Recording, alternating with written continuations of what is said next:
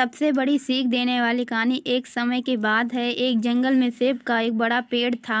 एक बच्चा रोज उस पेड़ पर खेलने आया करता था। वह कभी पेड़ की डाली से लटकता, कभी फल तोड़ता, कभी उछल कूद करता था।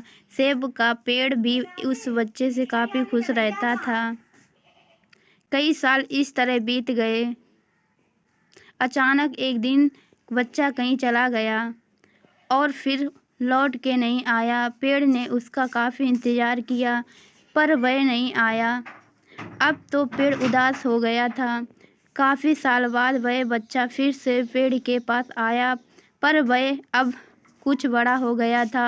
पेड़ उसे देखकर काफ़ी खुश हुआ और उसे अपने साथ खेलने के लिए कहा, पर बच्चा उदास होते हुए बोला कि अब वह बड़ा हो गया है, अब वह उसके साथ नहीं खेल सकता। बच्चा बोला कि अब मुझे खिलौने से खेलना अच्छा लगता है पर मेरे पास खिलौने खरीदने के लिए पैसे नहीं हैं। पेड़ बोला, उदास न हो, तुम मेरे फल सेब तोड़ लो और उन्हें बेचकर खिलौने खरीद लो।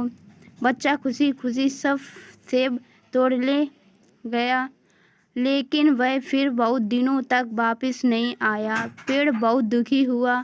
अचानक बहुत दिनों बाद बच्चा, जो अब जवान हो गया था, वापस आया। पेड़ बहुत खुश हुआ और उसे अपने साथ खेलने के लिए कहा, पर लड़के ने कहा कि वह पेड़ के साथ नहीं खेल सकता। अब मुझे कुछ पैसे चाहिए क्योंकि मुझे अपने बच्चों के लिए घर बनाना है। पेड़ बोला, मेरी शाखाएं बहुत मजबूत हैं, तुम इन्हें काट ले जाओ और अपना घर बना लो।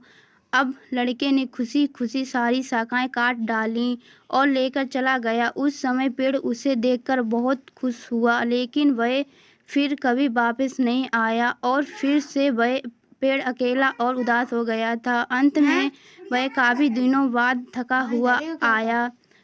तभी पेड़ उदास होते हुए बोला कि अब मेरे पास ना फल है और ना ही लकड़ी, अब मैं तुम्हारी मदद भी नहीं कर सकता। बूढ़ा बोला कि अब उसे कोई सहायता नहीं चाहिए, बस एक जगह चाहिए जहाँ वह काफ़ी ज़िंदगी आराम से गुजार सके। पेड़ ने उसे अपनी जड़ों में पनाह दी और बूढ़ा हमेशा वहीं रहने लगा। ये कहानी आज हम सबकी भी है मित्रों। इसी पेड़ की तरह हमारे माता पिता भी होते हैं। जब हम छोटे होते हैं तो उनके साथ खेलकर बड़े होते हैं और बड़े होकर उन्हें छोड़कर चले जाते हैं और तभी वापस आते हैं जब हमें ज़रूरत होती है। धीरे धीरे ऐसे ही जीवन बीत जाता है। हमें पेड़ रूपी माता पिता की सेवा करनी चाहिए, ना कि सिर्फ उनसे फ़ायदा लेना चाहिए।